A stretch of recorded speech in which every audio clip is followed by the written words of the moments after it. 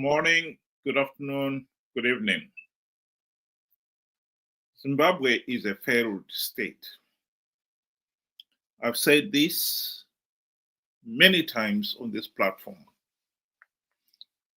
because it is true. And because the very fact that we are a failed state is a serious problem. Millions of Zimbabweans are living in abject poverty.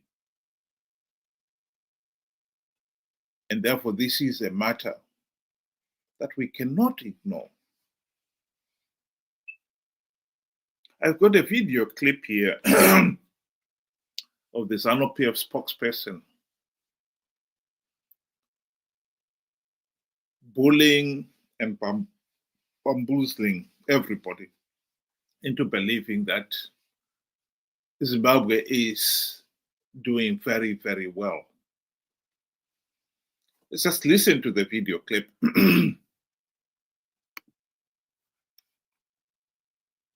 Read, therefore, that you are in part financing your political campaign using state resources. Look, ZANU-PF is a private citizen of Zimbabwe like any other. And if we get to engage in businesses, it's right and proper. And if our supporters feel grateful to the part which has empowered them more than any other, like in your country, your black people still don't have land. They still cannot trade in minerals like we do because we carried out a resource restitution to our people, and we are creating a genuine African middle class aligned to the resources of Zimbabwe. This is a revolution which Africa has never seen, and our economy is pumping. It's going to become the fastest growing economy on the African continent because of the alignment of the resources to the people. So don't get surprised if it's a rich party. Don't get surprised because, yes. I did ask you to be short, but I also cannot let you go scot-free making such statements as if Zimbabwe is so rich with its business people who may or may not be aligned to the governing party of the day. Hold on, let me finish my thought. If that was the case, why would you have over 6 million Zimbabweans scattered all over the world if your country was so rich? There maybe I don't know about the figure of 6 million. What I know is the white said diaspora. 6 million Zimbabweans are all over the world. I never don't ascribe figures which I never mentioned. You are the one who's mentioning that. Please don't try to put figures in my mouth. I don't know about that figure. But what I do know is that if a population is educated and is dollar convertible on the global market, it can go into any country. Mr. Mutambo, I'm not going to faff around these issues. Let me be straight with you now. I'm not going to faff around this.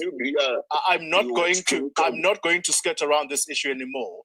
Do you take responsibility for running Zimbabwe down the drain? We take responsibility for Zimbabwe to become the fastest growing economy on the African continent, with billionaires investing in our lithium, with new steel plants being. How is it the fastest growing country in the world with inflation? You can't read figures yourself. That's your problem. Come to Zimbabwe and see what's happening on the ground.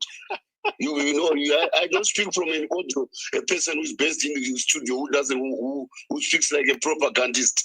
I've been responsible for the investments which I'm talking about. So I know what's happening. We're building the largest steel plant in Africa. We are building lithium plants. We are exporting lithium concentrates. We are revamping our railways. We are growing this economy. The World Bank has said so. The IMF is saying so.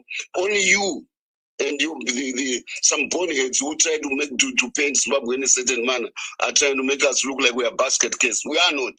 Okay. All right. And definitely we are not. And we are not a province of South Africa. Well, that is a language that most Zimbabweans will be very familiar with. The regime stubbornly maintaining that the country is doing very well, and yet the reality is something else. The tragedy of Zimbabwe is that the country is a failed state, And millions of our people are living in abject poverty. That is the tragedy of Zimbabwe. Unfortunately, we are not being given the opportunity to do something about it, because we have got a regime, we've been stuck with a regime that believes that it has the divine right to rule the country.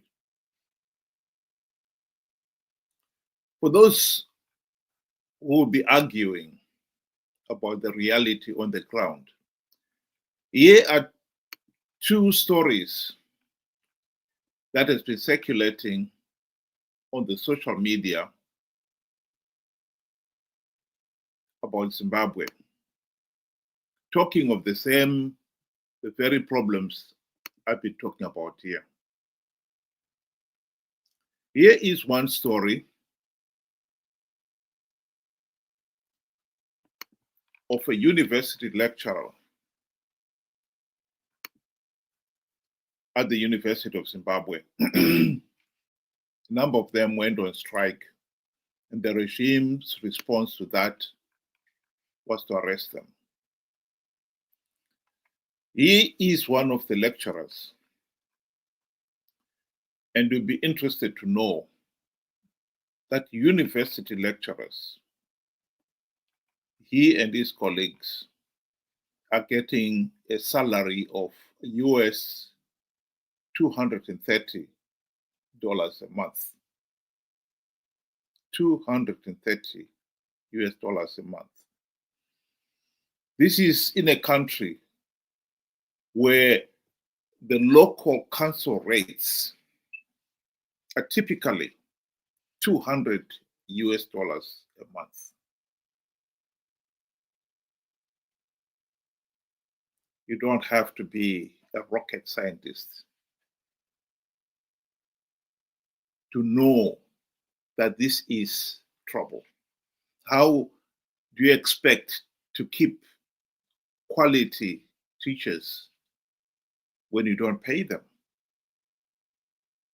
And it is therefore no surprise that many of Zimbabwe's professionals, not only teachers, nurses, and other professionals, have left the country in search of greener pastures. They would have happily stayed in the country if they could be paid a living wage. And yet, when this issue is flagged with the regime, it maintains that it's because these people are sellable, marketable, and therefore then they can go anywhere in the world.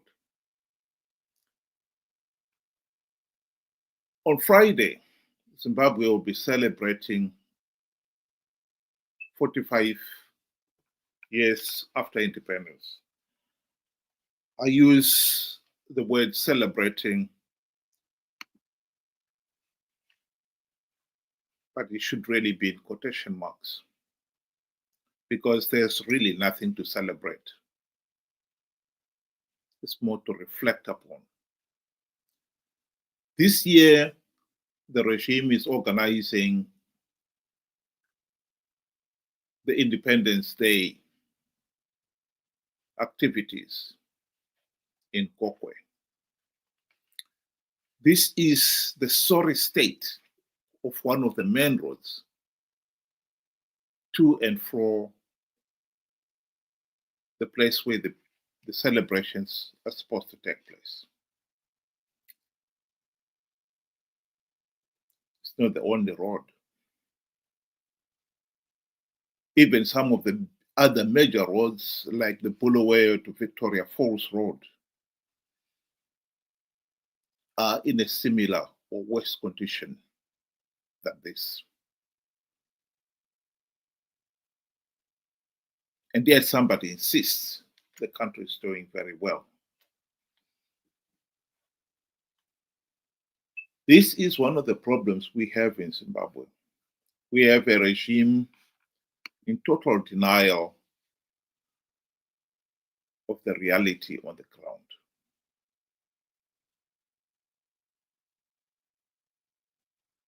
But to come back to the issue, Zimbabwe is a failed state. Why are we a failed state? And seemingly incapable of self-government 45 years after independence.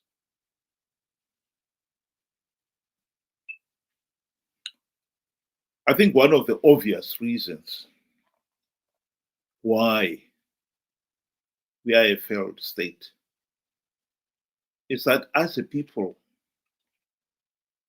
we have not really taken the issue of asking ourselves the difficult and pertinent questions, much less to find the answers to those questions. 45 years after independence, the country is in a serious mess. The economy is in ruins. Millions of our people are living in abject poverty. Meanwhile, the ruling elite are living in unparalleled luxury. They are looting the nation's wealth as if there's no tomorrow.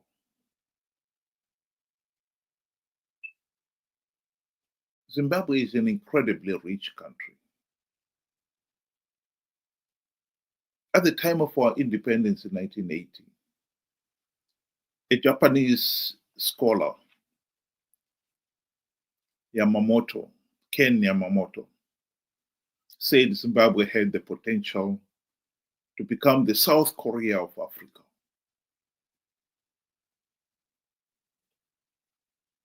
I believed him.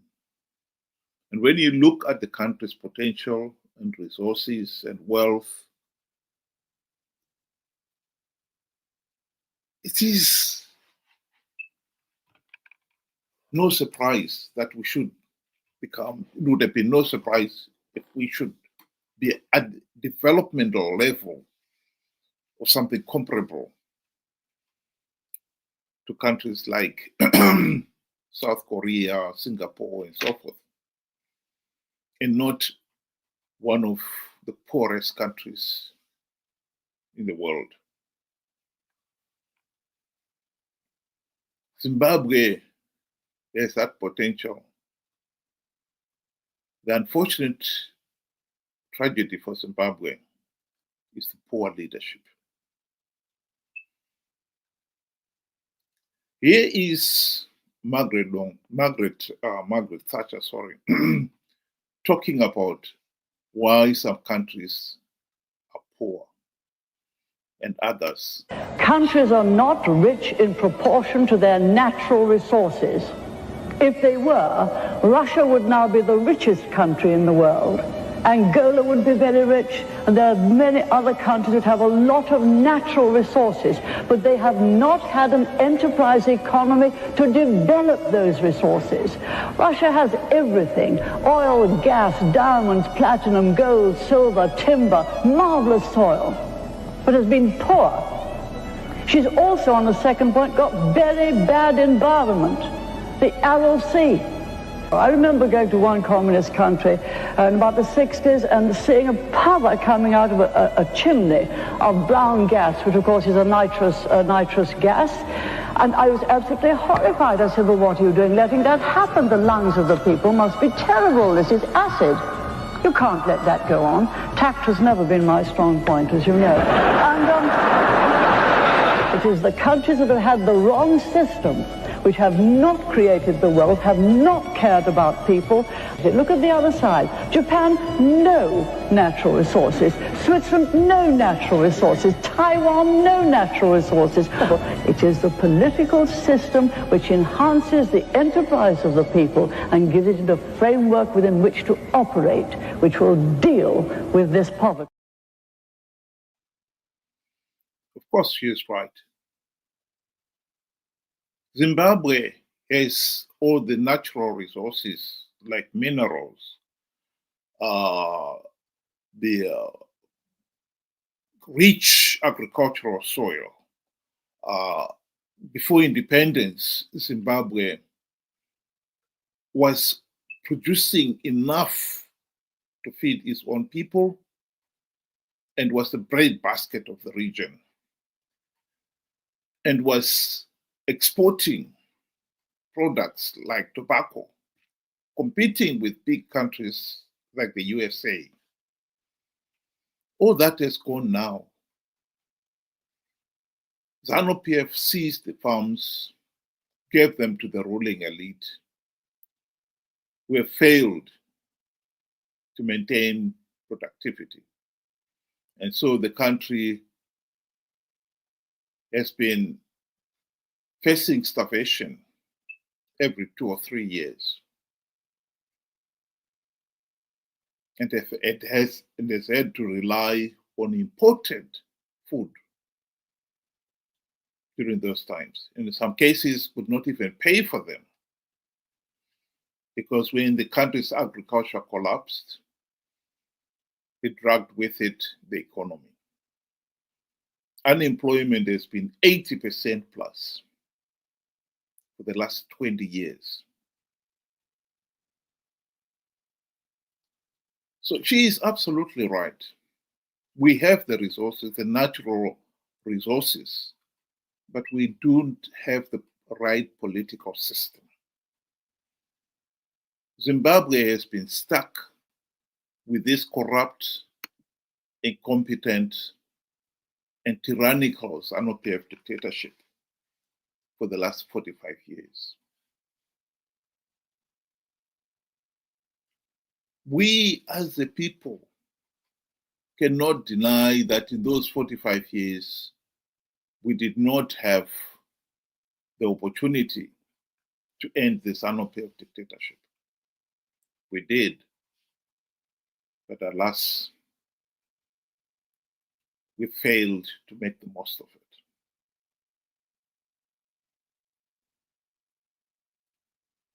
As the nation observes its 45 years of independence, the agents of addressing this fundamental problem, why are we a failed state, looms large. The country cannot carry on the way we have carried on the last 45 years. Particularly now, with the world in turmoil.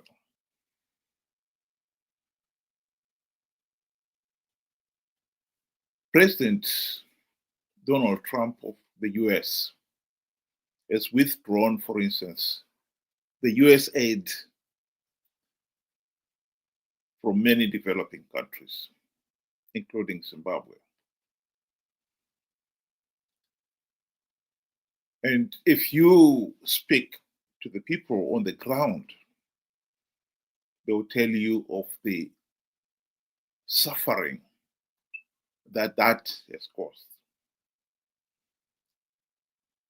Many of the people who are relying on US aid for their HIV/AIDS drugs will find themselves without their medication. The regime, as much as it spends millions of dollars on its own political activities, is failing to fund basic services like education and healthcare. And the ordinary people are going to pay for it.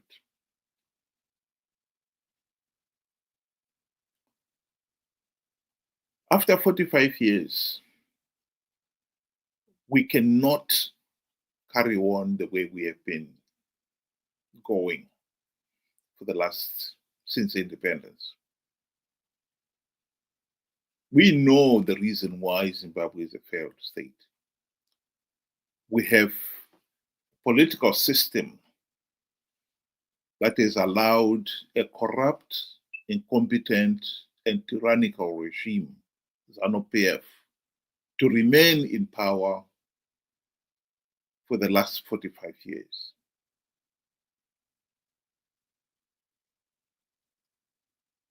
So to answer the question, why is Zimbabwe a failed state?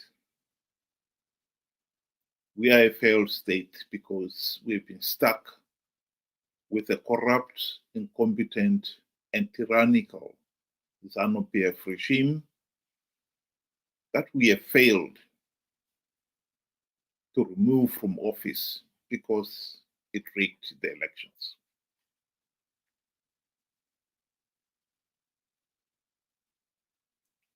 Have there been any opportunities to remove it from office? The answer has got to be yes, there were.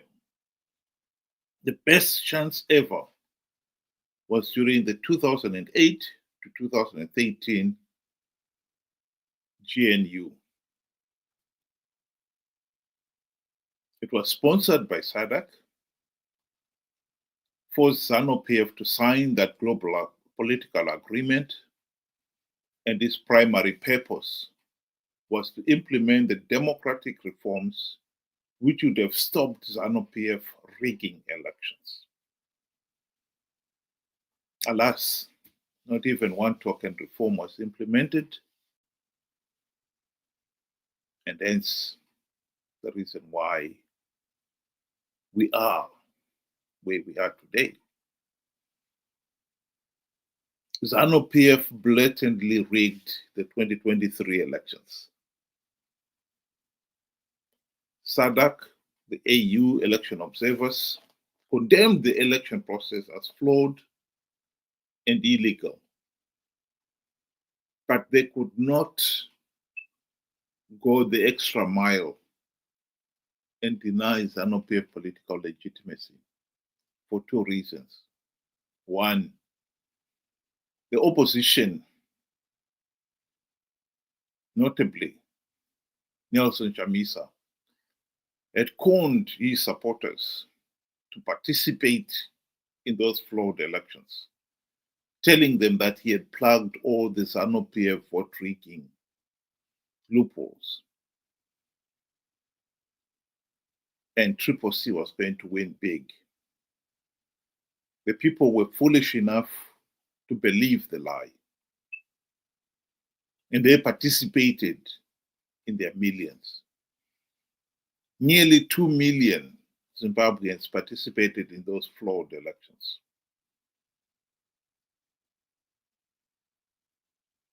The second reason why SADC did not deny ZANU-PF political legitimacy is that even after SADC and the AU had condemned the election process as flawed, ZANU-PF, Triple C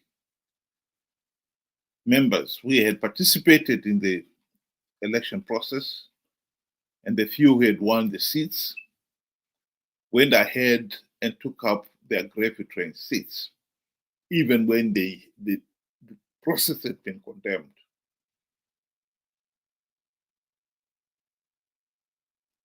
I think SADC and the AU could not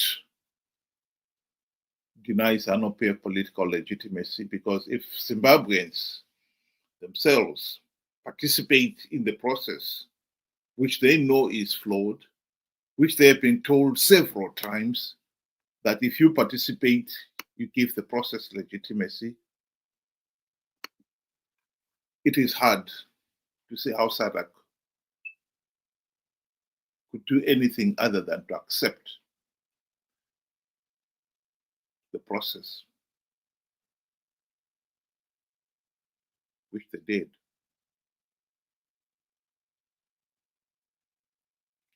As we go on, we have got now to accept that this present system cannot carry on. The present system has failed, and we have to change it.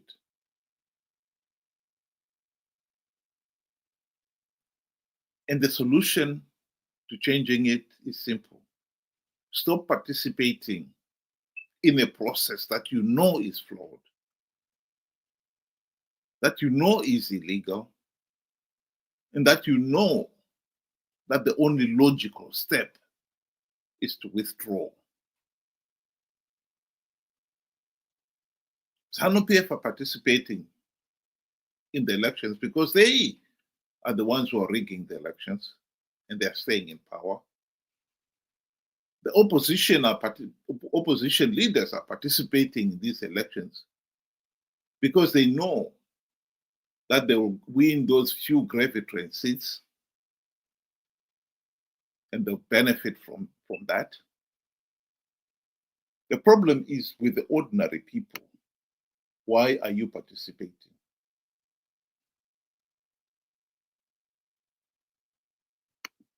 It beggars belief why people continue to participate in these flawed elections.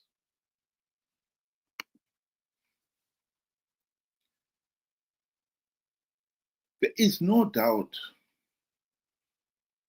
that the opposition have been participating in these flawed elections out of greed. And anyone who pretends otherwise is lying. I think what is so disappointing is that many Zimbabweans have not accepted or realized that reality, even to this day.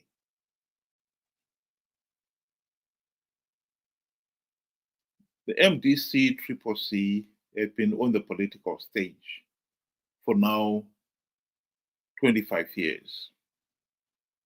They have failed to implement even one token democratic reform in those 25 years, including the 5 years in the 2008 to 2013 GNU. Anyone with half a brain should be asking themselves, is the opposition quality opposition if they fail to implement even one token reform? The answer is no, they are not. The truth is, ZANU-PF is in power with the connivance of the MDC CCC. The fact that the opposition leaders like Nelson Chamisa can turn around and con people into participating in these flawed elections on the basis of an idiotic lie like the opposition will win big, the rigged elections, goes to show that the ordinary people themselves have a serious problem. We have to snap out of it.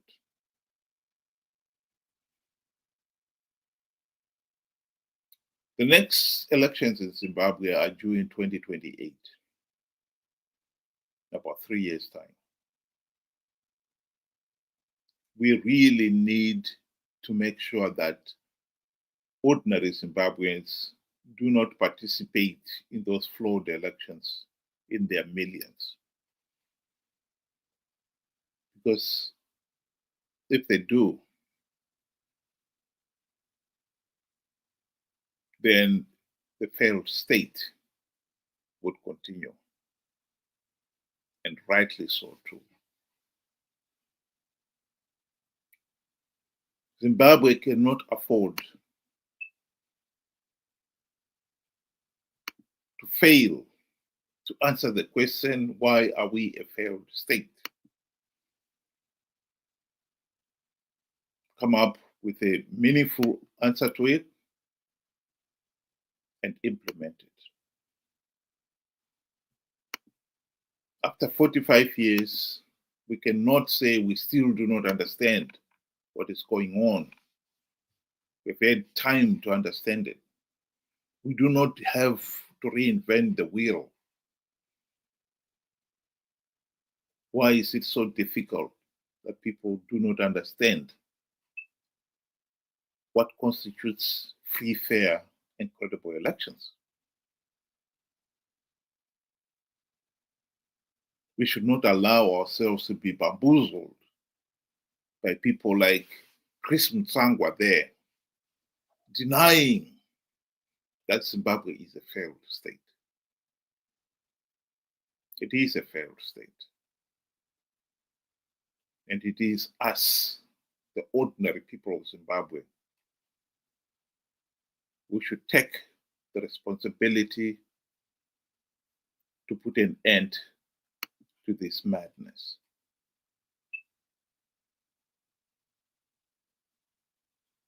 Us, ordinary Zimbabweans. Think about it. Have a good night.